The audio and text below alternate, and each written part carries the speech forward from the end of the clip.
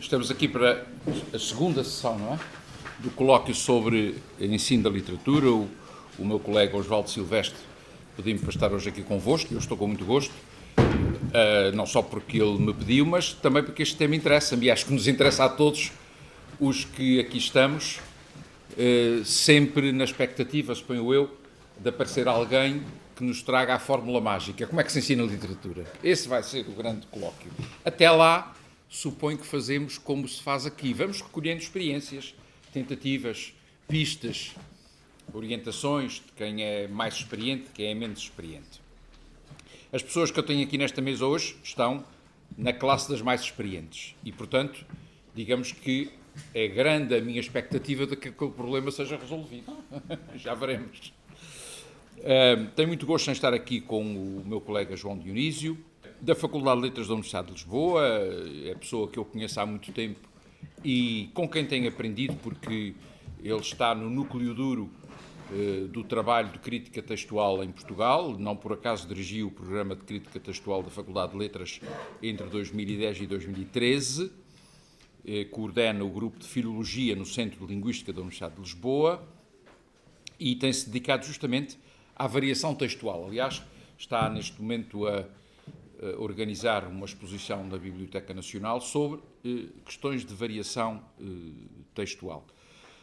O trabalho do João Dionísio é muito um meritório de trabalho de edição.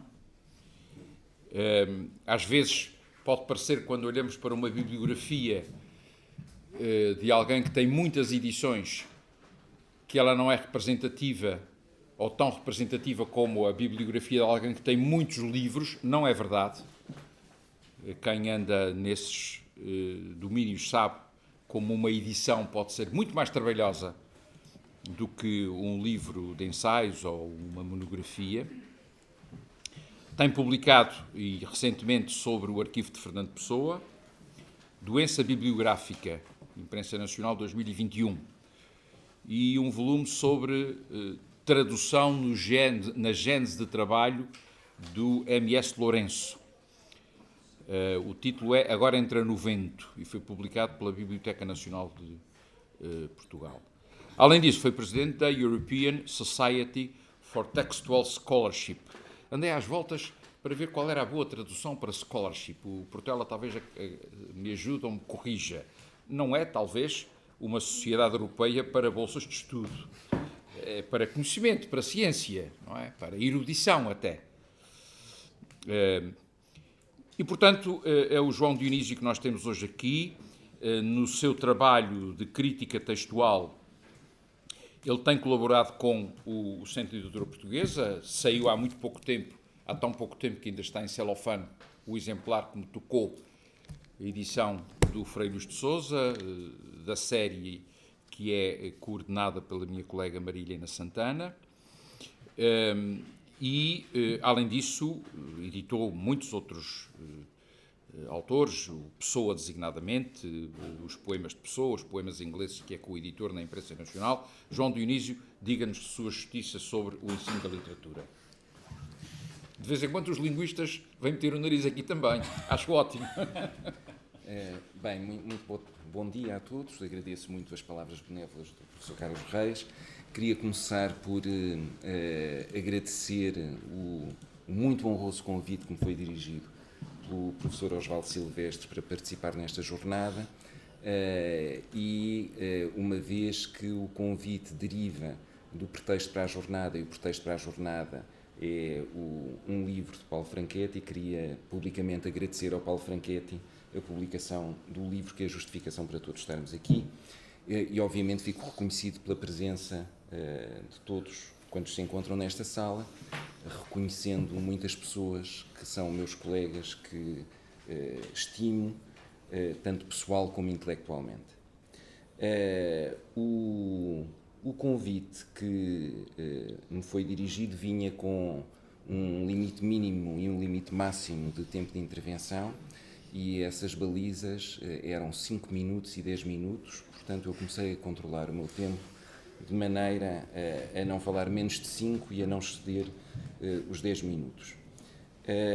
Uma das coisas que mais me agrada neste formato é poder escapar a certas regulações que cada vez mais aparecem como o dever ser na comunicação académica escrita, e eu tenho sempre bastantes dificuldades no cumprimento de instruções precisas, e sou conhecido, entre outras coisas, por, quando chego à parte da conclusão, dizer qualquer coisa que não tinha sido previamente anunciada e ser censurado por isso. E o formato oral permite que esteja um pouco mais liberto dessas orientações, às vezes um pouco estritas.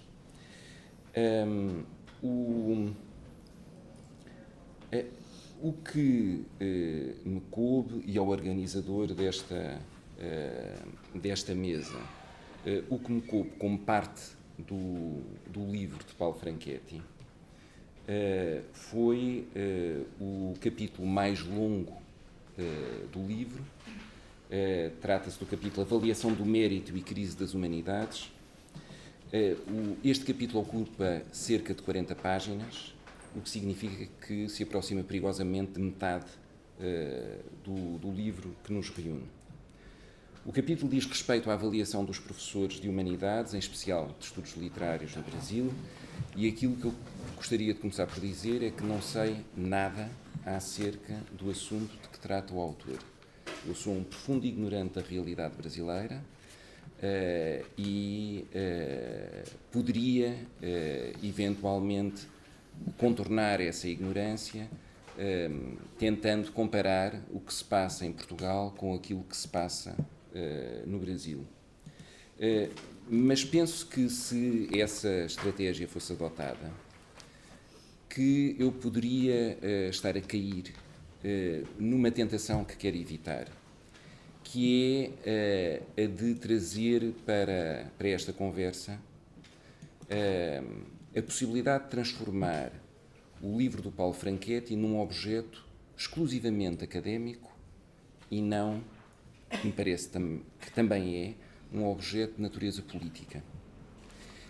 Uma das características mais elogiadas e justamente elogiadas no discurso académico é a capacidade desejável, julgo eu, a capacidade de perceber diferenças, de identificar nuances e de produzir um discurso sofisticado acerca dessas diferenças e dessas nuances.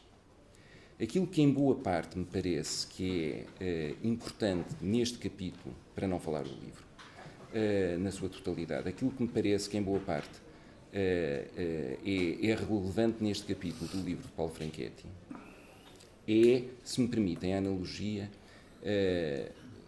semelhante a um incêndio que se aproxima de nós e o professor Carlos Reis começa a discutir comigo se um incêndio está a 1 quilómetro e eu digo que não, está aí a 900 metros. E debatemos sobre a identificação precisa do local em que se encontra naquele momento o incêndio, sabendo que, quando terminar a conversa, estará consideravelmente mais próximo. E, nesse contexto, seria talvez mais aconselhável fugir em vez de continuarmos no mesmo lugar a discutir se é precisamente mais à esquerda ou se está um bocadinho mais à direita. Porquê é que este capítulo é importante em relação a um livro intitulado Sobre o Ensino da Literatura? Porque, de maneira grosseira, aquilo que o autor defende é que os modelos de avaliação dos professores de literatura no Brasil põem em perigo uma noção forte de professor. É esse o nexo.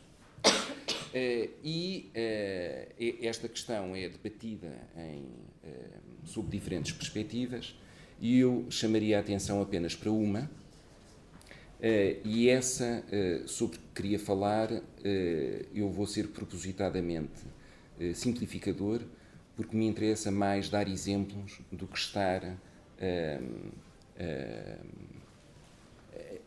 a refletir com subtileza acerca daquilo que o Paulo Franchetti diz. Isto para dizer de maneira categórica, desde o início, que partindo do princípio de que há um incêndio, e podemos discutir se o incêndio é de agora ou se o incêndio é desde meados do século passado ou até desde final do século XIX, Mas partindo do princípio de que há um incêndio, o que interessa é perceber qual é o partido vital.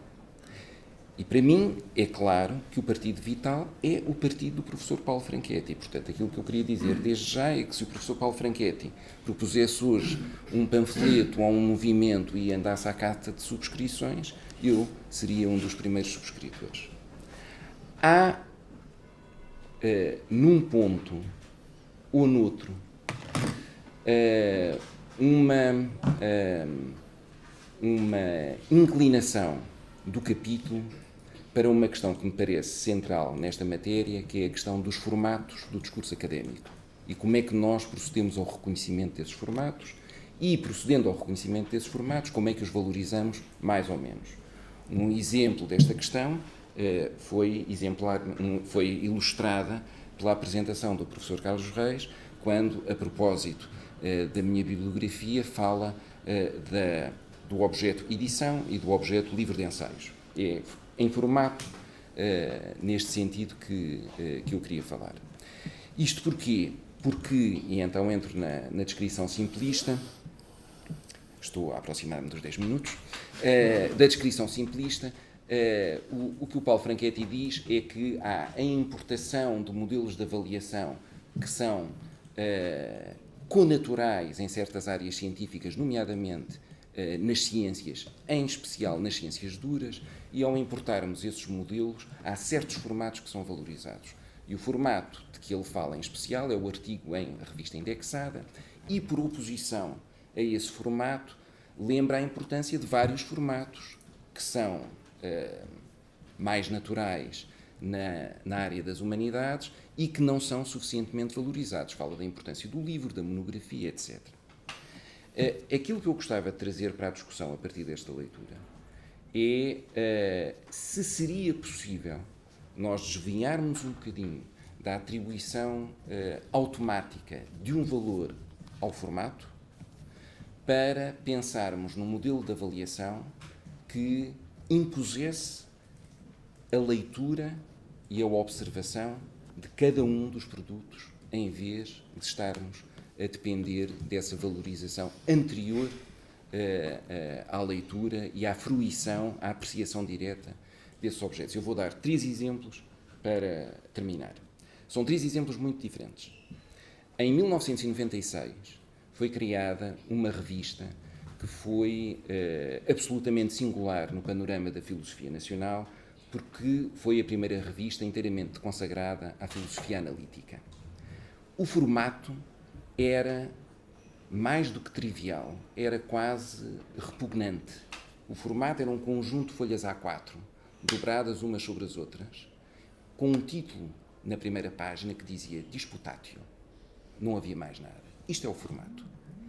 E isto parecia provar que, a acreditar nos meus colegas de filosofia de Lisboa e de outros lugares, é possível que haja conhecimento a ser comunicado de alta qualidade em folhas A4 que são iguais àquelas que nós temos em casa quando queremos imprimir alguma coisa domesticamente. Segundo exemplo, um poema de um dos autores estudados, imagino que preferidos, do Paulo Franchetti. O verso "Floriram por engano as rosas bravas no inverno" dá a entender que, para o resultado rosa, o único formato possível é primavera. E que as outras rosas, aquelas que florescem, se florescem noutra estação, só pode acontecer porque são rosas bravas. Aquilo de que nós estamos a falar, quando estamos a falar de formatos, parece-me, é a domesticação, a tentativa de domesticação de formatos que estão completamente implantados em certas áreas e que têm direitos de cidadania que julgávamos completamente assegurados e que, por causa de tendências perniciosas em modelos de avaliação baseados em metrificação, perderam ou correm o risco de perder esses direitos de cidadania. O último exemplo, homenagem à minha colega Ana Maria Machado, vem da literatura medieval. Aquilo que todos buscamos, embora a palavra de tão trivializada se tenha tornado corriqueira, mas aceitem a palavra no seu valor facial, aquilo que todos buscamos, pelo menos em algum momento da nossa vida, é a excelência e a excelência académica também. a excelência, acredito que tenha maior número de ocorrências no nosso discurso do que crença, atos de fé, etc. Para um católico, esse momento absolutamente singular tem várias manifestações, mas uma das manifestações, por certo, é ver a face de Deus. No livro da Montaria, escrito por Dom João I, muito antes do início da crise das humanidades, há um passo absolutamente notável em que se está a falar sobre técnicas de caça. E as técnicas de caça eram utilizadas com um objetivo preciso, caçar algumas espécies, entre elas o urso. E uma das técnicas é descrita com referência à ação de cães de caça que procuram perseguir o urso de maneira a que ele seja levado, através da perseguição, para uma clareira. E nessa clareira, em lugares escondidos, estão vários caçadores prontos para ver chegar o urso. E a descrição que Dom João I faz do momento em que os monteiros veem o urso é esta: o urso aproxima-se, o urso vê os monteiros aparecer e o urso sabe que nessa altura está perdido. E a descrição diz a seguir: e o monteiro, quando vê o urso, é como se estivesse a ver a face de Deus. Isto parece significar que a excelência não tem um formato pré-definido.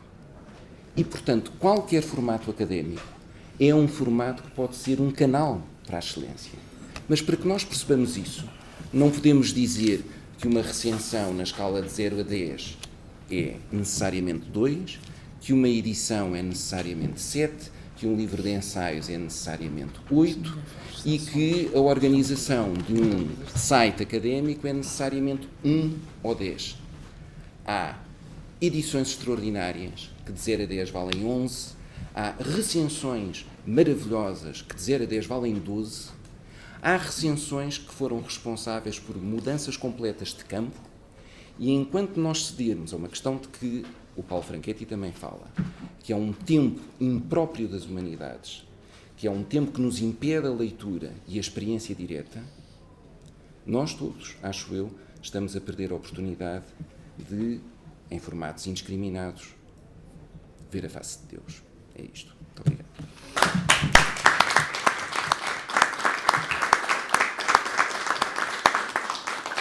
Muito obrigado ao João Dionísio. Antes de passar a palavra ao Osvaldo Silvestre, eu achei muito engraçada a metáfora do incêndio, porque eu já passei por isso. E não era metáfora. E também se pôs a discutir onde é que ele está. Não, mas recebi uma lição. Fui numa casa que eu tinha ali perto de Sor, época de incêndios, e de repente eu vejo, mais ou menos a 1 quilómetro de distância, uma coluna de fumo. Era 900 metros. Não cheguei a apurar, porque a Dona Virgínia foi mais sábia do que eu. E eu estava a ver aquilo e a Dona Virgínia, que tinha um conhecimento do terreno muito maior do que o meu, deu-me um berro. Ó, Sr. Doutor, liga as mangueiras, velho ao fogo! Que é como quem diz, deixe de contemplações.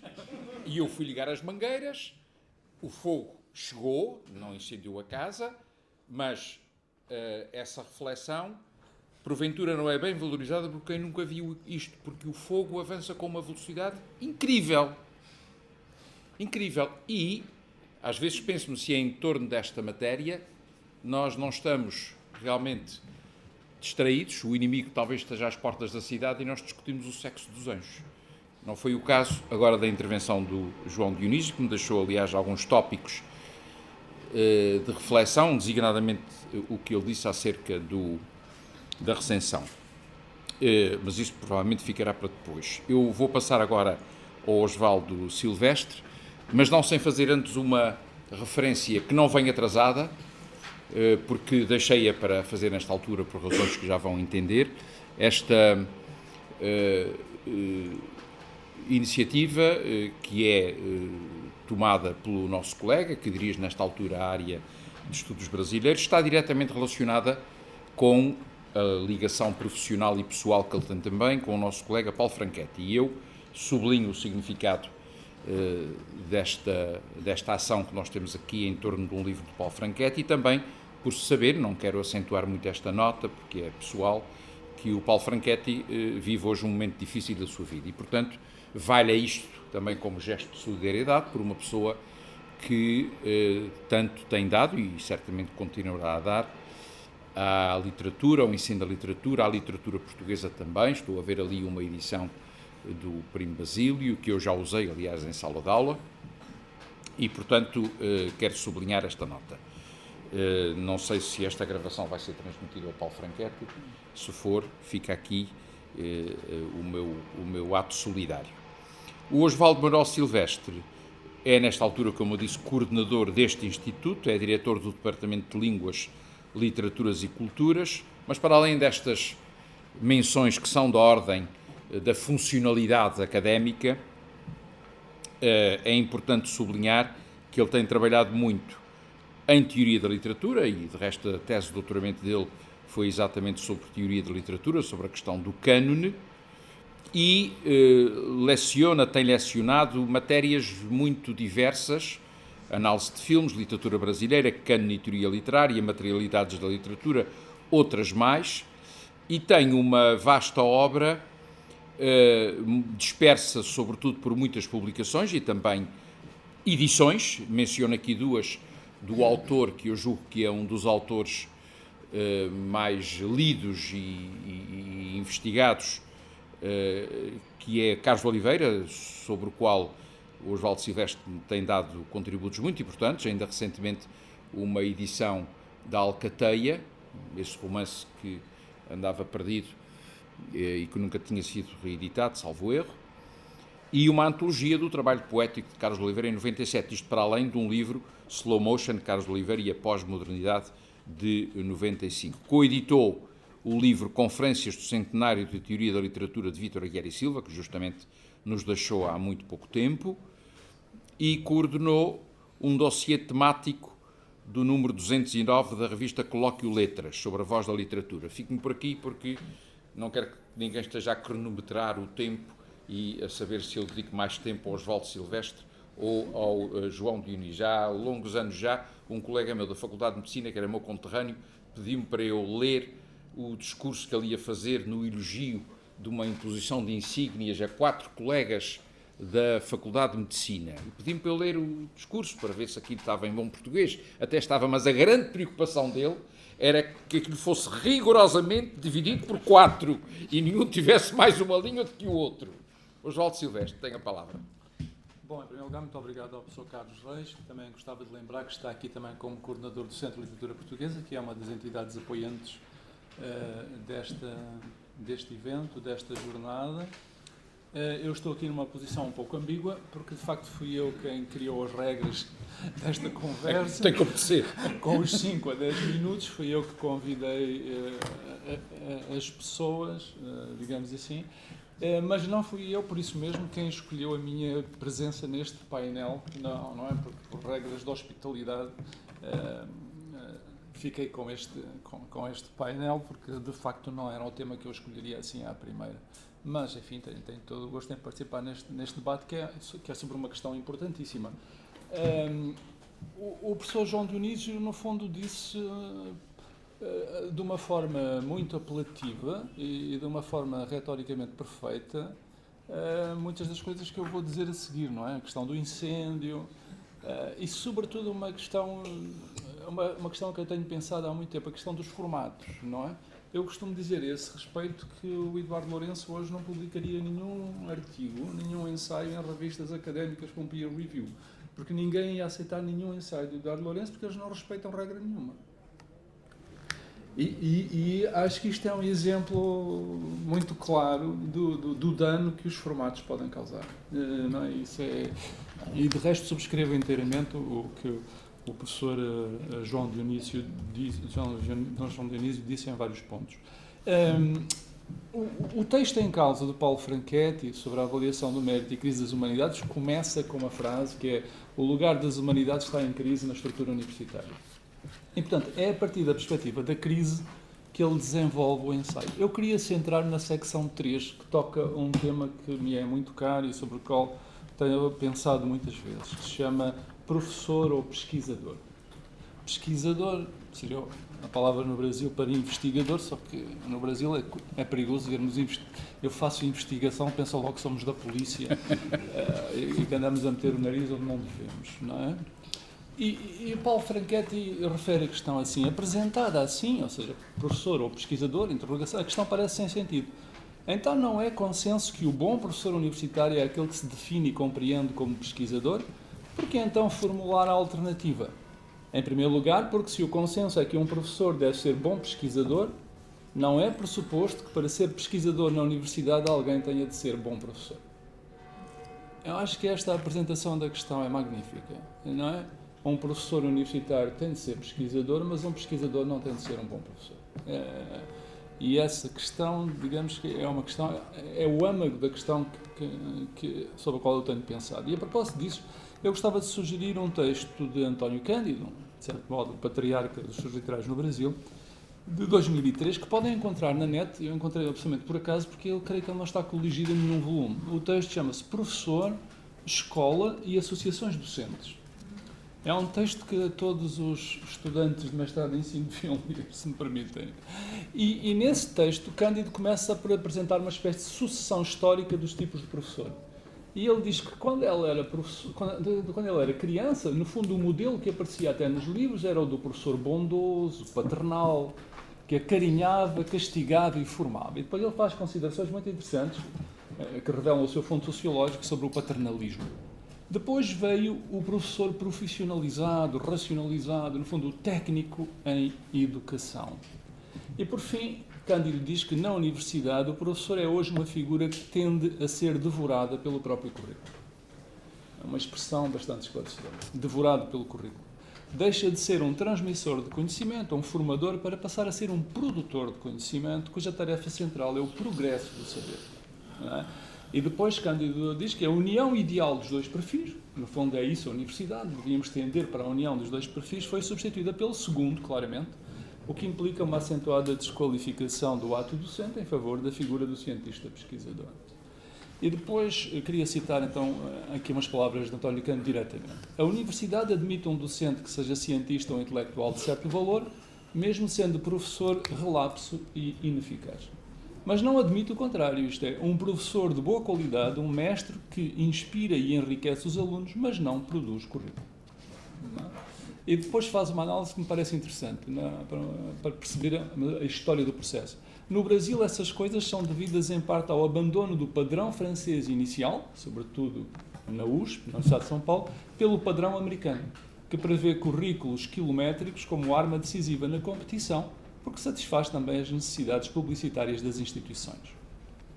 Ora bem, como Paulo Franchetti refere no livro, e como acho que todos nós, universitários, estamos de acordo, a questão, obviamente, não é não avaliar a produção académica, o trabalho académico, mas sim, como ele mesmo disse, é saber, e disse o professor João Dionísio também esteve a falar, o que é que se mede quando se mede a produção académica. A resposta tende a ser objetificada, e por isso, e à partida, em vez de se falar de trabalho académico, da obra académica, de alguém que fala sim de produção académica, e que logo em seguida vira simplesmente produção bibliográfica. O círculo fecha-se, no fundo, em torno de uma ideia de objetividade e de resultados. É isso. Esquecendo-se, e esse é um ponto que Franchetti explora de forma muito densa e persuasiva, não só neste ensaio, mas em todo o livro. De certo modo, este ensaio retoma questões que são apresentadas noutros capítulos. Não é? Ele faz depois uma espécie de recapitulação para os fins deste ensaio. Não é? O círculo fecha-se, esquecendo-se que as humanidades são mais um processo de descoberta e construção do conhecimento do que um resultado mensurável. Esse é um ponto em que ele insiste sempre ao longo do livro, e creio que com razão, não é? Desse ponto de vista. E o local e o dispositivo que assegura que as humanidades sejam esse processo de construção do argumento é, para Franchetti, e também para mim, devo dizer, a sala de aula, que é o local onde se ensaiam hipóteses de sentido. Não é? Num certo sentido, é o laboratório do professor universitário. Ora, o recuo do professor perante o pesquisador é não apenas o recuo e a menorização da sala de aula, porque as aulas, como diz Franchetti, passam a ser vistas como um empecilho para quem sabe que deve sim produzir artigos, mas a menorização também do ensaio, digamos, em favor de textos que funcionam como um apanhado, um digest, de história literária ou de reificação de conceitos teóricos. Ora bem, e agora queria chegar ao ponto que é, digamos, a minha modesta contribuição.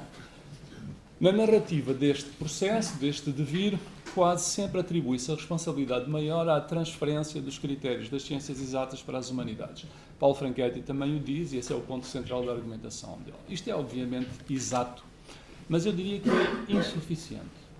Porque, a meu ver, há pelo menos 2 outros fatores que concorrem poderosamente para o efeito final que temos estado a viver. O primeiro é a aceleração brutal dos fluxos da informação no nosso tempo e a facilidade do acesso às fontes. Ainda há dias, a propósito do professor Aguiar e Silva, falávamos disso, não é? A diferença astronómica que era nos anos 60 para aceder às fontes, para construir um livro como uma teoria da literatura, e hoje, não é?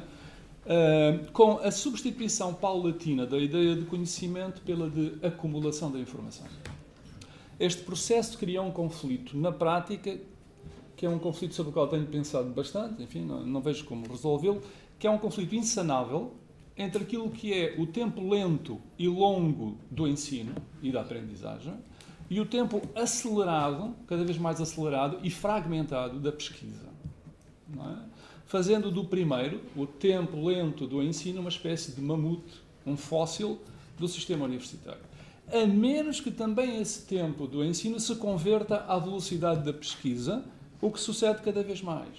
Mestrados com a duração de apenas 1 ano, doutoramentos com duração de 3 anos. Neste momento tenho uma doutoranda em Macau, o doutoramento tem 3 anos. Não é? Com a parte curricular já. A minha filha já agora está há 1 mês na Holanda a fazer um mestrado de 1 ano em Direitos Humanos. Apresentou ontem a um professor a primeira proposta de tese, ao fim de 1 mês. Quando eu contei isto por telefone ao Abel Barros Batista, ele comentou dizendo que qualquer dia já não há estudantes, apenas aprendizes rápidos. Não é? E neste contexto é óbvio que as humanidades se ressentem, na medida em que não dispõem já do tempo para pensar e imaginar, e menos ainda para produzir o repertório de leituras que sempre as definiu, rendendo-se, digamos assim, à histeria produtivista implícita no modelo. O segundo fator que eu gostava de trazer aqui é o das consequências da universidade global em que vivemos. A universidade global é um correlato da base de dados. Necessita de produzir dados a todo momento. Eu costumo dizer que agora em todas as equipas reitorais há um vice-reitor para a normalização e para a produção de dados. E por isso os docentes estão sempre a receber, e quem tem funções diretivas, novas normas para coleta de dados sobre isto, sobre aquilo, sobre aquilo outro. Não é? Necessita de produzir dados porque é dos dados que resultam, entre outras coisas, os rankings, que produzem a cartografia das relações norte-sul no mundo universitário.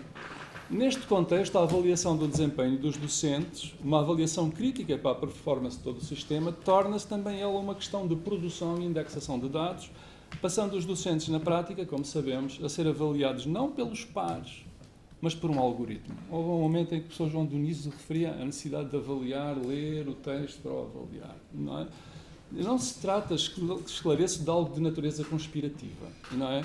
Como certas almas logo poderiam correr a sugerir. Em geral, aquelas almas que sugerem que a universidade é uma corporação capitalista e empresarial, esquecendo que quem gera a universidade, eu estou a pensar no nosso modelo da universidade pública, não participa do capital. Não é? Enfim, há exceções, por exemplo, a nova SBE, pelo que se sabe.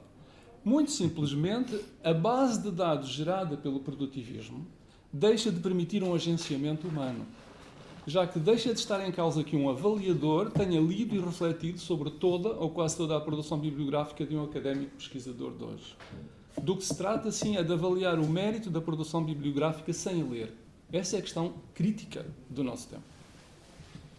Criamos um sistema em que conseguimos avaliar a produção bibliográfica sem a ler, porque não há alternativa, digamos assim, no sistema atual. E isso exige a intervenção dos famigerados fatores de impacto, cuja função é exatamente essa, permitir que o avaliador dispense a leitura do que avalia. Não é? Qual seria a equivalência da noção de fator de impacto do lado do ensino-aprendizagem? Provavelmente a empregabilidade, talvez. Ou a transferência de saber que opera numa zona ambígua entre a divulgação da pesquisa e um ersatz, uma espécie de uma compensação diluída da didática alargada do humanismo clássico. Eu queria referir só uma passagem muito boa de Paulo Franchetti sobre esta questão. É uma passagem extensa, mas eu já estou mesmo a acabar. Do meu ponto de vista, o que se exclui na importação do paradigma tecnocientífico é aquilo que poderíamos denominar o caráter didático, em sentido alto e amplo. Não o didatismo dos manuais ou dos programas de computador voltados para o ensino, mas o didático enquanto esforço de formação e de atuação social, das salas de aula até os grandes auditórios físicos e virtuais.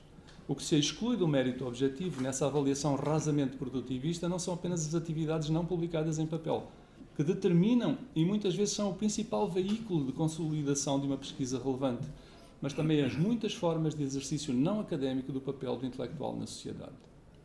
À luz destas palavras de Paulo Franchetti, expressões como atividades de extensão, fatores de impacto ganham um sabor imediatamente caricatural, porque soam a uma retórica que promete aquilo que a lógica do sistema académico já não pode garantir, que é justamente impacto. O impacto é agora função do número de citações obtidas via Google Scholar, e também ele é algorítmico e quantitativo. E o ensaio de Franchetti sobre estas questões incorpora uma muito boa citação de Robert Cohen num congresso de Camas, não é, que eu gostava de referir. O perigo de entender qualidade como apenas o que pode ser medido é que, por extensão, o que não pode ser medido é visto sem qualidade. E esta descrição, e termino aqui, abarca quase tudo aquilo que nós chamamos de docência. Nós, na faculdade, já tivemos discussões sobre isto. Como é que se avalia a docência? É muito mais difícil de avaliar, então não se avalia. E diminui-se, não é? E isso revela toda a dimensão do problema com que estamos confrontados, toda a dimensão do incêndio. Obrigado.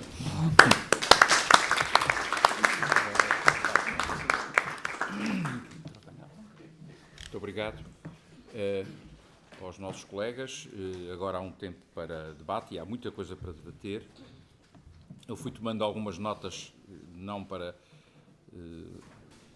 me estender sobre elas, mas justamente para, de alguma forma, motivar. Não é que isso seja necessário, mas pode ser útil quem quiser intervir. E, de uma maneira um pouco caótica, sem grande preocupação de hierarquizar a relevância dos temas, digo o seguinte. Primeiro, nós estamos aqui muito próximo de um fenómeno que me foi descrito há algum tempo por um colega justamente de matemática, um distinto colega de matemática, que é o fenómeno das citation farms. Este nosso colega não pratica isso. Isto é, eu cito o Osvaldo, que cita o João Dionísio, que me cita a mim, depois eu cito ali o Rui, que cita a Ana Maria, que volta a citar o Osvaldo, e temos aqui um monte de citações que, trabalhadas pelo algoritmo, têm um valor considerável. Isto já começa a chegar às humanidades. Há algum tempo eu estava num júri, antes de me jubilar, da área das humanidades numa Universidade Portuguesa, que incluía também História e outras coisas mais, e vi um artigo numa revista, creio que nacional, de 11 páginas sobre epigrafia no Alentejo, assinado por 5 pessoas. É possível que aquele artigo tivesse por trás muito trabalho de campo, não ponho isso em causa. Mas, fazendo de novo a conta, como o meu colega da Faculdade de Medicina, à extensão do que pertencia a cada qual, dava pouco mais de 2 páginas por autor. Eu não sei se nós estamos a chegar também a este ponto e se isto não é realmente muito pernicioso, porque, como dizia o Osvaldo, o ensaio, como é que o ensaio é parametrizável? Ele falou, e com razão, no professor Eduardo Lourenço, pois eu tenho alguma coisa para dar para este peditório. Há anos já, quando se organizavam congressos que vinham 400 professores, e é significativo que esse tempo tenha acabado, um dos convidados era o professor Eduardo Lourenço, e nós pedimos financiamento a agências, uma agência de financiamento, e mandámos à frente os nomes das grandes vedetas convidadas e pediram-me um currículo do professor Eduardo Lourenço. Ou seja, tinha que ir um currículo do professor Eduardo Lourenço, não era possível dizer, olha, vem cá o professor Eduardo Lourenço. Pronto. Esta questão do currículo é uma questão, hoje em dia, realmente traumática e muito subversiva, no sentido mais rico do termo. Entre outras razões, por isto que acabou de ser dito. Como é que num currículo se avalia a dimensão pedagógica, o trabalho de aula do professor? Por outro lado, e para não olharmos só a questão por este ângulo, como é que o professor universitário aceita, também deveria aceitar, que há certas componentes pedagógicas a que ele deve dar atenção.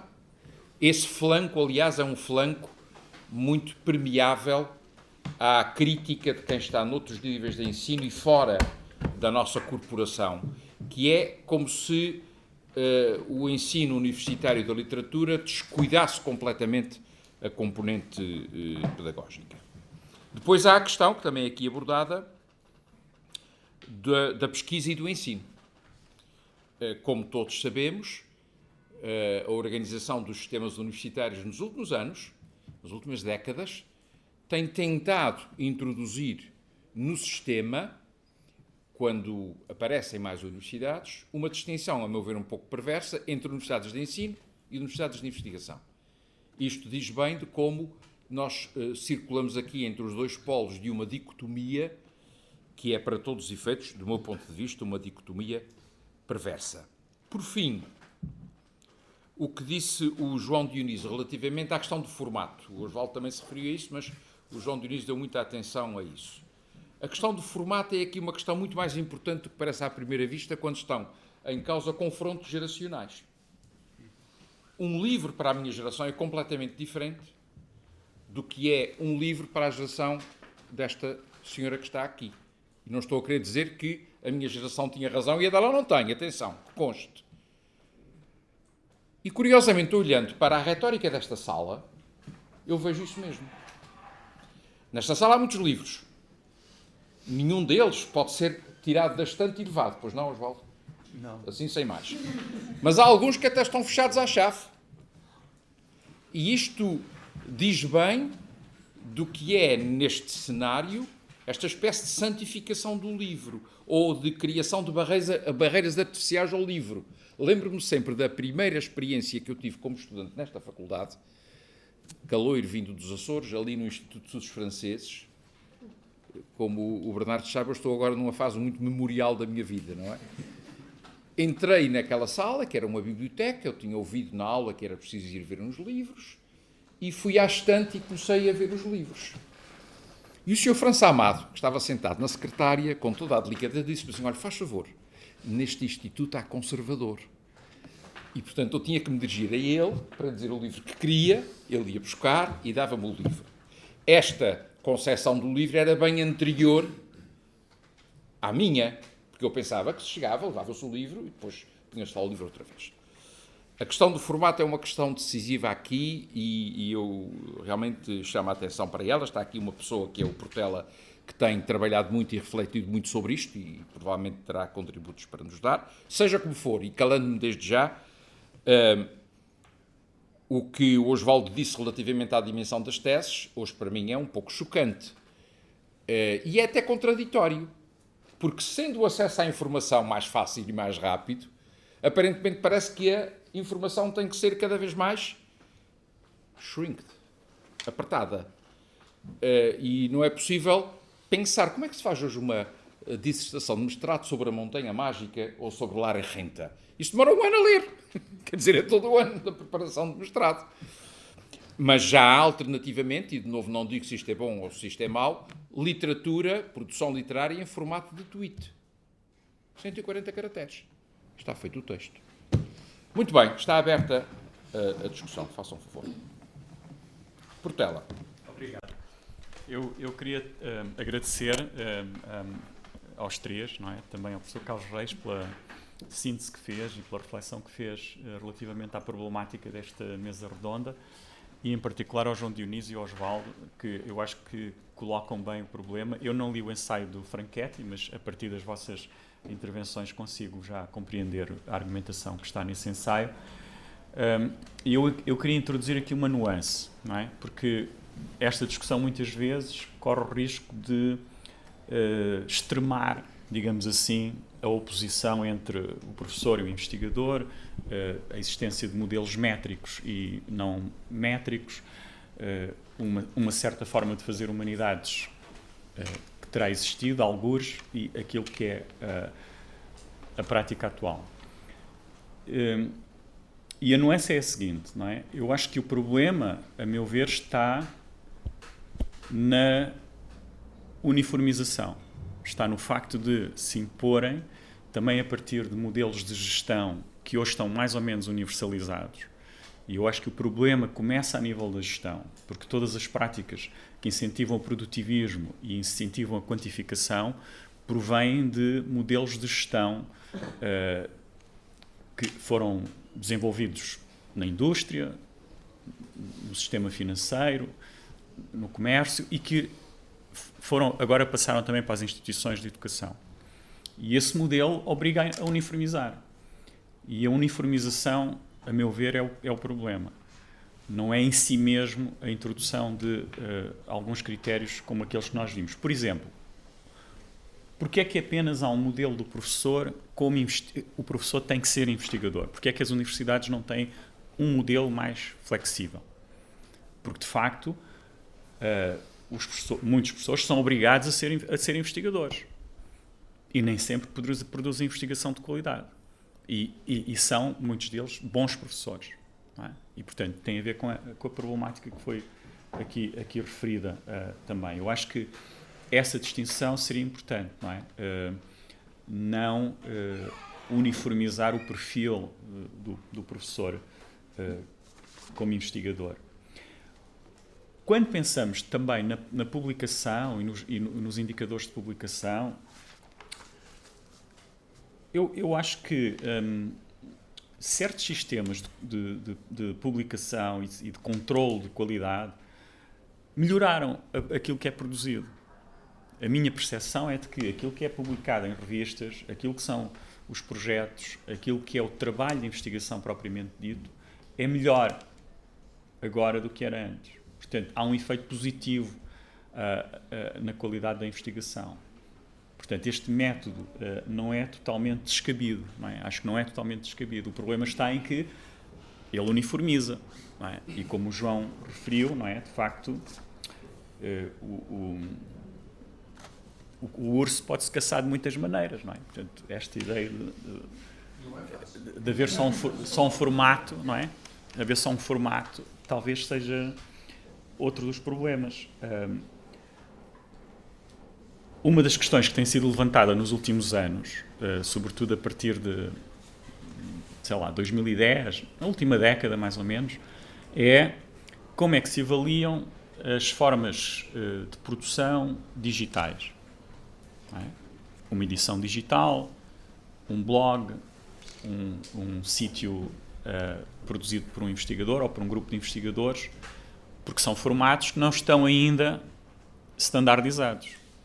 E há muita gente em certas áreas que tem produção muito significativa neste domínio, mas não existe ainda uma standardização para estes formatos e, portanto, eles não são, dentro daquela pontuação que o João estava a referir, eles têm 0, porque em geral não correspondem a nada, não é? Não correspondem às categorias.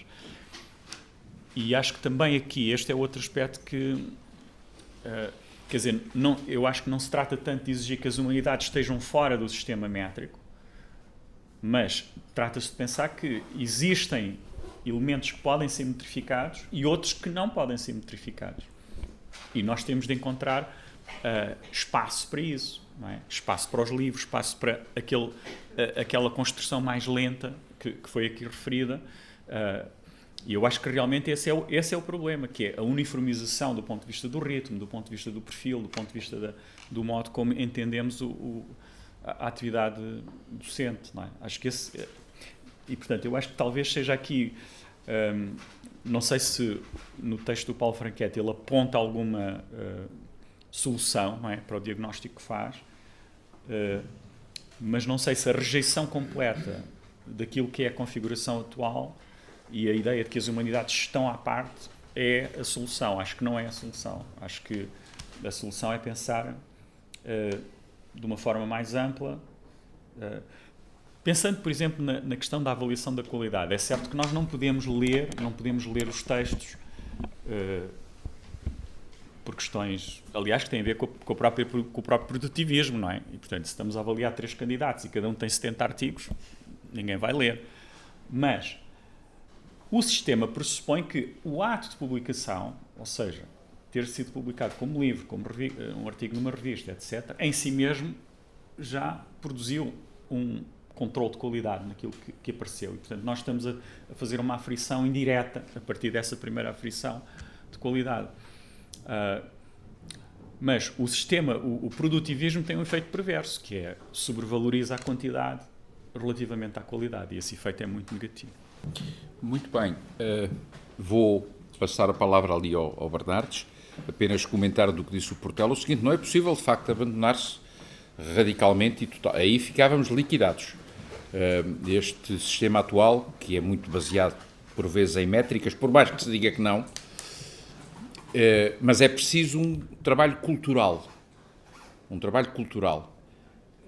de mentalidades. E eu acho que nós somos, no nosso universo latino, um pouco, e humanístico, um pouco reacionários, no sentido literal do termo, a esse tipo de cultura. Não sei se você concorda com isto. E tanto assim que a recensão, o Osvaldo falava disso há pouco, não é tão valorizada como já foi. E, no entanto, uma recensão pode ser um trabalho extremamente importante. Mas não é só que não seja valorizado, é que ela, não posso falar em termos absolutos, mas tenho alguns exemplos de que ela se degradou no que era a sua função.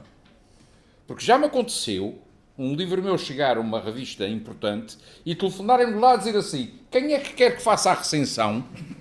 Eu disse: mas essa pergunta não é para mim. Essa pergunta não é para mim. E, portanto, ou então convidarem o autor: olha, queria convidá-lo para fazer uma recensão sobre o meu livro. Isso não faço. Eu gosto de ser convidado para almoços e para jantares, não para fazer recensões. Bernardes, diga lá, se faz favor. Eu já estava de acordo com aquilo que o Franchetti afirma e estou completamente em sintonia com aquilo que as 4 pessoas disseram já. Só me pergunto, mas pergunto-me de forma genuína, é porque é que quando estamos juntos, quando os humanistas se reúnem assim à volta de uma mesa, todos estamos de acordo e todos protestamos contra a histeria produtivista. Há um verso de Lusíadas sobre isso: aos infiéis, Senhor, aos infiéis. Ao Senhor, e não a mim, que creio o que podeis. E depois, quando as humanidades têm oportunidade de dizer alguma coisa, as humanidades, ou por medo ou por má consciência, não dizem nada. Quer dizer, quando as humanidades são chamadas a participar em fora, onde se discutem regras, as humanidades ou calam-se, mas não digo aqui em Coimbra, digo no país e no mundo em geral. Quer dizer, não fazem valer a especificidade em nome da qual protestam. Porque é que a produção digital não é considerada? Quer dizer, isso é uma coisa absolutamente incrível. Mas porquê é que, Portela, tu não escreves um artigo sobre isso? Quer dizer, porquê é que quando a FCT, ou quando a A3E, ou quando... São dos maias para isso. Se o Portela escrevesse um artigo, quem é que o lia? Não. Lia. O Portela não é o Cruz. Não. Lia. Quer dizer, quando é que vamos invocar um caso recente? O Ministério, de forma magnânima, permitiu concursos internos nas diferentes faculdades. Comparemos os editais da Faculdade de Letras com os editais da Faculdade de Ciências e vejamos quais são os mais bibliométricos. Serão os da Faculdade de Ciências? Não são. São os da Faculdade de Letras. E eu pergunto, quer dizer, estamos aqui todos e estamos todos contra isto. Quando chega a altura, quando a reitoria diz: façam os editais como quiserem, nós fazemos, e estou a olhar para ti, nós fazemos-lo da forma mais extremada possível. E uma observação final a propósito daquilo que o Osvaldo disse e do professor Eduardo Lourenço. É verdade que este produtivismo, que não deixa margem para ninguém ler nem para ninguém pensar, porque se a pessoa quer ganhar um posto, tem que escrever o mais possível. porque senão não chegará a lado nenhum. Mas também isto resulta de um lastro de inércia que existia na Universidade Antiga. Temos que reconhecer isso. Quer dizer, o professor Eduardo Lourenço não era exemplo disto, mas nós todos conhecemos pessoas que chegaram ao fim de uma carreira de 40 anos e que escreveram um livro que era a tese de doutoramento deles. Quer dizer, também não estava bem. E, portanto, também havia a necessidade, diz-me? Também havia a necessidade de reagir contra isto, quer dizer, e mais quando as gerações mais novas se atreviam a publicar alguma coisa, eram censurados. Oh, doutor, eu tenho aqui um artigozinho que enviei, lá veio o senhor e tal. Portanto, há aqui cambiantes, quer dizer, não, estou completamente em sintonia com todos, não estou a provocar o Portela, pelo contrário, estou a estimulá-lo a defender melhor a tua dama. Porque realmente é impensável que essa produção não seja valorizada. E também é impensável que as faculdades de letras não se reúnam um dia e que digam assim: nós aceitamos a avaliação, mas a avaliação para as nossas áreas tem que se ajustar à realidade delas. E temos aqui um modelo alternativo. E eu acho que nunca fizeram isso. Muito bem, eu vou pedir para os jovens falarem, e as jovens, atenção, porque acho muito importante aqui a palavra delas. Eu posso garantir ao Portela que eu serei o primeiro leitor do seu artigo. Até porque o seu artigo, defendendo a dama, vai defender uma dama material. E isso interessa muito, não é? De modo que esperamos esse seu artigo. Mas o Portela fará um comentário o mais breve possível, que eu gostava de ouvir as jovens e jovens que estão aqui. Não, só queria fazer uma nota. Apesar de tudo, a Universidade de Coimbra tem tido o cuidado nos editais de... e há uma parte final do edital que é explícita em relação a isso, nos critérios de avaliação, referir que não deve ser uma avaliação bibliométrica. E inclui como requisito a apresentação de 3 a 6 trabalhos e diz que esses devem ser especialmente valorizados na avaliação.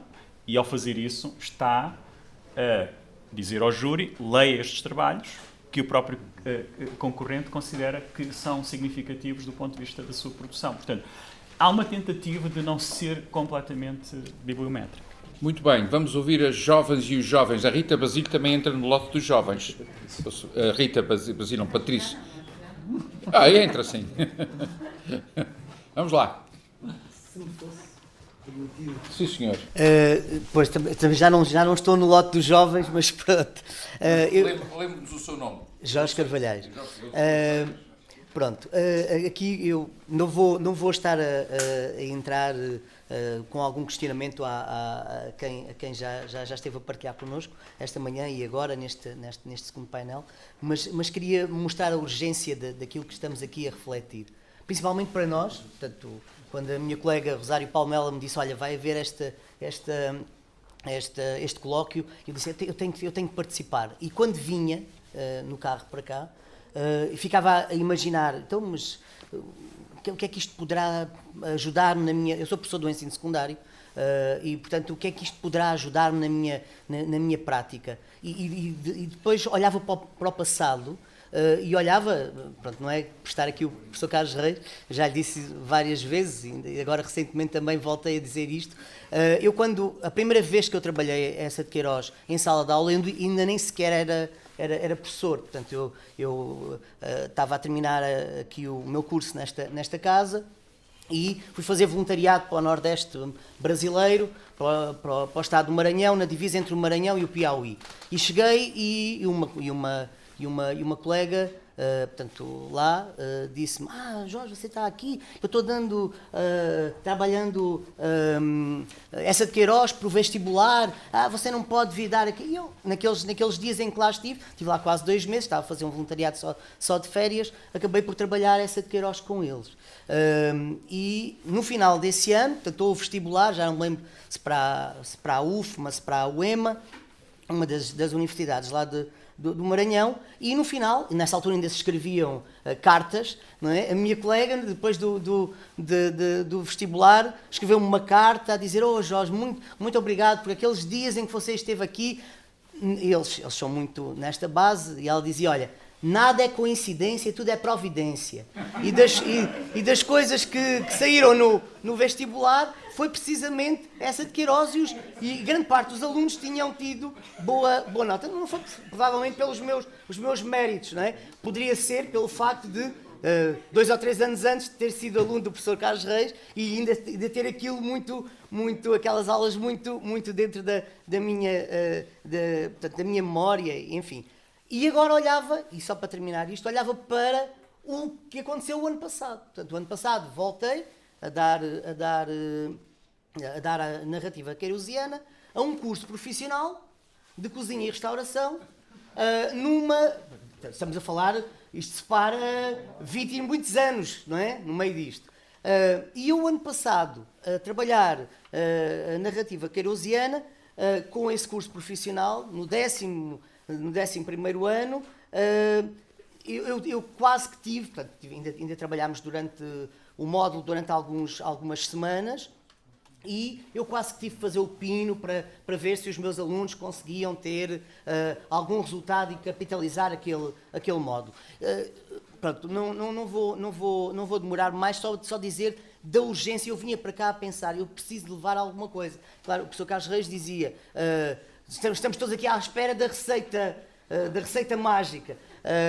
Eu não venho, sei que aqui não vou levar a receita mágica, mas é bom voltar à minha alma mater e poder pensar, olha, pelo menos vou tentar levar alguns ingredientes para tentar cozinhar essa receita. Pode ser que dos próximos quase duas décadas de ensino que ainda me restam, se Deus me der vida e saúde, portanto, pela frente, para poder conseguir fazer alguma coisa de positivo. Pronto, Muito obrigado. Temos tempo para mais uma intervenção. Vem daqui, 2 intervenções e 3 intervenções breves e depois 1 minuto para o João Diniz, outro minuto para o Osvaldo Silvestre. Vamos lá. Aquela senhora foi a que licitou primeiro. Muito obrigada. Bom dia. Então, nós estávamos aqui discutindo justamente sobre essa problemática do excesso de produtividade e eu comecei a pensar um pouco, na verdade, sobre a discussão que nós tivemos antes, sobre o primeiro capítulo do livro que eu não li, do professor Franchetti, eu estou aqui um tanto quanto desinformada, sobre o para que ensinar literatura. E eu estou começando a achar que, na verdade, nós, professores, temos uma autoestima muito baixa. E este é um problema que talvez não estamos aqui ligando os pontos.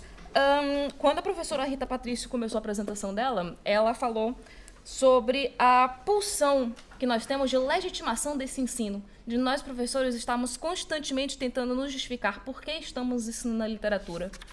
E eu comecei a pensar, será que esse excesso de produtividade não é um reflexo dessa pulsão? Será que nós não estamos justamente insistindo em fazer uma carreira excessivamente bibliométrica, justamente para justificar o porquê que nós estamos ensinando a literatura? Olha só, olha o quanto nós produzimos, olha o quanto nós estamos escrevendo, é para isso que nós estamos trabalhando. Será que uma coisa não está ligada à outra? Fica a questão,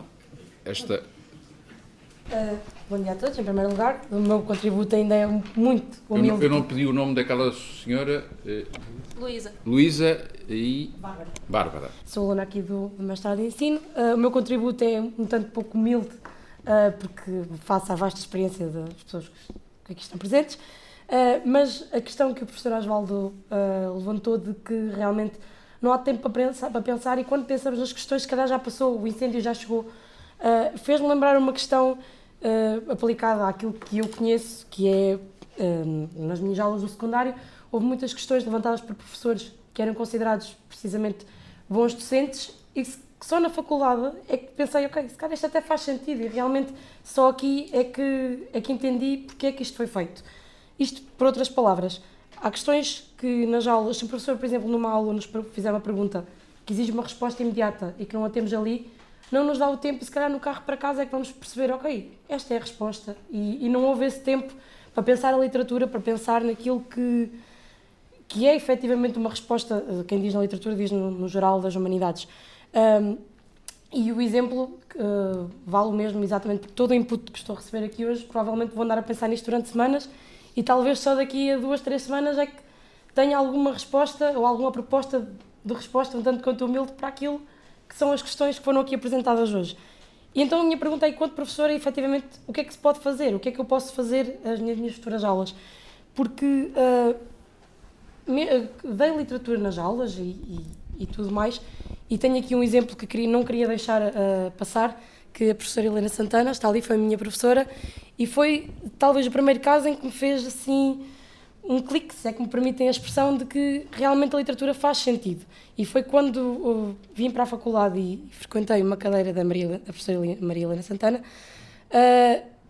que realmente percebi que isto sim é ser um bom docente, ou seja, isto para dizer que talvez a questão da avaliação da docência passe exatamente, como foi referido pelo professor José Bernardes, pelo impacto que temos nos alunos, porque muito provavelmente, e apaixonei-me pela literatura e vou querer continuar os meus estudos na área do ensino da literatura devido à influência de professores, e isso, penso que isso sim deveria ser a avaliação de um docente. Contudo, não queria deixar, só para terminar, deixar de fazer uma ressalva mais uma vez o que o professor José Bernardes referiu agora, de que isto não é metrificado, isto não é... Porque é que não apresentamos uma proposta de como apresentar uma proposta para aquilo que é a avaliação da docência? O que é que podemos fazer, como é que se avalia efetivamente algo que é tão imensurável, no fundo? Muito bem. Este jovem chama-se Milton, por favor. Pronto. Eu gostei da ressalva da urgência e fez-me pensar, se calhar, na urgência, nos tempos em que vivemos, de formar professores, mas não formar uma geração massificada. Vamos produzir professores para mandar e para substituir a geração que se vai reformar, mas sim formar professores com qualidade. Portanto, isto requer tempo e requer um grande trabalho. Qualquer coisa que seja feita com objetivo à excelência requer sempre trabalho árduo. E esta excelência, ou seja, esta formação de qualidade que vai gerar a excelência, possivelmente será aqui que nós vamos conseguir contornar os critérios de avaliação, tanto na parte docente como para a parte dos alunos, exatamente porque, enquanto professores do ensino público, não é? Tanto básico como secundário, que a grande parte da nossa formação é para o terceiro ciclo do ensino básico e do ensino secundário, vamos ter, por exemplo, no ensino secundário, turmas de humanidades, que de vez em quando são as piores em termos de letras, mas depois temos os das ciências, que têm uma mente muito objetiva, querem tirar uma finalidade da literatura.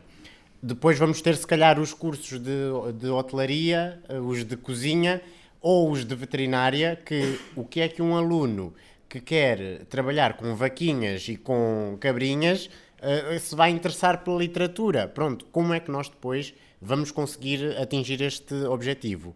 Pronto, daí também depois passar pela análise de programas, que hoje em dia são extensíssimos, mas são ambiciosos, mas são muito ricos. Qualquer pessoa que estude literatura e olhe para o programa atual diz, sim senhores, isto é um bom programa, mas como é que na prática depois nós conseguimos, no pouco tempo que temos de aulas, fazer tanto passar o conhecimento poderoso de que fala Michael Young, mas também fazer com que os alunos tenham alguma fruição, tenham algum momento de tranquilidade e de olhar ao texto e dizer, olha, gosto deste texto, ou não gosto daquele, se calhar porque por alguma razão específica e bem fundamentada. Pronto, daí também esta formação envolve várias coisas, tanto o professor como os alunos, como os critérios de avaliação. Muito obrigado. 1 minuto para o João Dionísio, outro minuto para o Osvaldo Silvestre e fechamos. Eu agradeço todas as intervenções. Queria deixar 2 notas. Uma, a propósito daquilo que disse a Luísa sobre o nexo eventual entre estimular a produtividade e eficiência formativa. No próprio capítulo de que estivemos a falar do livro do Paulo Franchetti, há uma referência expressa a um ano em que a produtividade bibliográfica foi especialmente estimulada e, de acordo com o relatório acerca desse ano, a acompanhar a produtividade bibliográfica, os níveis de eficiência formativa tinham descido de maneira acentuada. A outra nota relaciona-se com um ponto da intervenção do professor Osvaldo e é uma coisa que vários de nós nos apercebemos, que é com a sucessão de paradigmas e de critérios diferenciados, certos dos nossos heróis intelectuais, alguns dos nossos professores mais estimáveis, algumas das figuras maiores da área em que nós nos revemos, hoje já não seriam viáveis. O exemplo foi o de Eduardo Lourenço como ensaísta a submeter uma proposta a uma revista devidamente indexada. Mas uma vez que o tópico é o ensino da literatura, estes efeitos notam-se também não apenas na capacidade de publicação, mas na admissão de profissionais na docência da faculdade. E enquanto que nós conseguimos perceber isto hoje não aconteceria, mas ao mesmo tempo a validade do nosso argumento é que ele pode ser reconhecido tão geralmente quanto possível, todos sabemos quem é X ou quem é Y. A parte mais importante deste argumento é aquilo que nós não conseguimos articular como deve ser, que é quais são os futuros profissionais da faculdade que não entrarão porque nós não estamos a permitir que eles venham a entrar. E nós não sabemos o nome desses, nem deles, nem delas. E isso para mim é mais interessante. Porque eu já beneficiei de Eduardo Lourenço, mas eu não sei qual é o colega ou a colega que poderia entrar na faculdade que não vai entrar à conta de uma intensificação, em alguns casos absurda, dos critérios de produção bibliográfica. Osvaldo. Muito obrigado. Queria sublinhar as palavras do professor João Dionísio, concordo plenamente com isso. De facto, nós sabemos o que está a acontecer até nos concursos para vagas, até para o professor auxiliano, não é? Currículos quilométricos, até porque as pessoas, exatamente devido à exigência de um currículo quilométrico para entrar, estamos a admitir pessoas com 40 e tal anos, e isso esmaga os jovens. Devíamos ter uma reserva etária, como acontece em certos países, em muitos países, pessoas até uma certa idade e não além disso, digamos assim, em certos concursos. Mas eu queria só tocar 2 pontos, muito rapidamente. Ainda em relação à questão que o João levantou do formato, não é? Eu acho que uma questão vital para nós, nas humanidades, era manter em aberto a possibilidade, que para nós acho que é vital, e a crítica de que o conhecimento pode ocorrer. Acho que essa era, no fundo, a posição do João Dionísio. O conhecimento pode ocorrer em formatos que não são aqueles que estão indexados. Essa é uma questão crítica. Pode ocorrer numa coisa publicada num jornal A4, em folhas A4, como a Disputatio, do MS Lourenço, ou num blog, ou numa revista não indexada, etc. Isto é uma questão absolutamente vital para as humanidades. Eu não estou a dizer que este é um modelo central, não, mas esta exceção, digamos assim, deve estar em aberto. É uma questão vital, porque se nós criamos apenas um modelo e esmagamos tudo o resto, isso de facto é perigosíssimo para a sobrevivência das humanidades. O segundo ponto é aquele ponto que o Portela levantou, e eu percebo bem a posição do Portela de tentar um equilíbrio, mas quando o Portela diz que de facto hoje há mais qualidade em certos domínios, eu tenho dúvidas em relação ao fator do peer review. Eu já fui submetido a peer review, comentários absolutamente absurdos que eu recebi de peer review, e uma tentativa absurda de normalização e uniformização, como se todos nós tivéssemos de escrever da mesma maneira. Isto não tem a ver com correção. Eu gosto muito de ser corrigido quando escrevo um texto. Não é? Eu gosto muito de ser corrigido quando escrevo um texto. Quando me fazem revistas que têm bons corretores, por exemplo, a Colóquio de Letras tem uma corretora extraordinária, a filha do Ramos Rosa, e quando é ela a corrigir, manda-me correções que muitas delas eu aprecio extraordinariamente, outras digo, olha, aqui não aprecio, mas algumas parecem-me inteiramente pertinentes, não tenho nada a dizer. Não é isso, é a uniformização. Aí eu tenho muitas dúvidas. Agora, há um ponto que o Portela aduziu que eu acho que era o ponto talvez mais importante, que ele referiu, que é a qualidade, digamos assim, eu suponho que era isso que ele queria dizer, a qualidade do trabalho científico, mas eu acho que ele se referia sobretudo à qualidade da pesquisa e do trabalho em grupo, digamos assim. O fluxo da informação hoje em dia é tal, de facto, que em certas áreas não é possível já trabalhar sozinho. É necessário trabalhar em grupo, em projetos, etc. E desse ponto de vista, a dinâmica de grupo nas humanidades mudou muito, não é? Existe essa dinâmica, que até muitas vezes é interdisciplinar, etc. E eu acho que isso é bom, acho que isso é saudável desse ponto de vista, e essa é uma alteração que eu saúdo. Agora, o Bernardo também levantou de facto aquele ponto porque é que isto acontece desta maneira e as faculdades de letras se submetem a isso, às vezes de muitas formas absurdas. Eu vejo exigências de critérios para promoção na carreira que eu digo que, se fossem aplicados há 10 anos, a maior parte dos nossos catedráticos não tinham sido catedráticos. Não é? Mas agora chegaram àquela posição e fazem exigências absolutamente inacreditáveis. Não é? Qual é hoje um grande problema que nós temos? É que as faculdades de letras, a nossa ainda é moderada nisso, mas se pensarmos na FCSH, as faculdades de letras têm dentro delas agora um contingente de investigadores muito significativo. E os investigadores governam-se por esta lógica. Não é? E não abdicam desta lógica. E, portanto, há aqui um conflito de lógicas. E todo o edifício da FCT aponta para isso. Portanto, de um lado nós temos as unidades de ID e os investigadores que defendem essa lógica que é estratégica para eles sobreviverem. Não é? E depois temos a universidade que se devia reger por outra lógica, mas que não consegue criar uma barreira ou resistir a essa lógica que vem das unidades de ID e hoje também da presença em certas instituições de um grande número de investigadores para quem a manutenção dessa lógica é vital. E este é um problema que é muito sério para nós e para o nosso futuro. Muito obrigado. Há uns anos um prestigiado colega meu espanhol mandou um artigo para uma revista que teria arbitragem, evidentemente, e ele mandava tudo de acordo com as normas, mas a certa altura do artigo dizia, como dizia Ortega y Gasset, o homem é ele e a sua circunstância. E mandaram para trás para eu pôr a referência bibliográfica do Ortega y Gasset. Muito bem. Agradeço a todos. Desejo que da parte da tarde, que é às 14h30, as coisas corram tão bem ou melhor do que agora. Ficamos à espera do artigo do Portela. Sabemos que o incêndio ainda não chegou, portanto vamos almoçar descansados. Muito obrigado.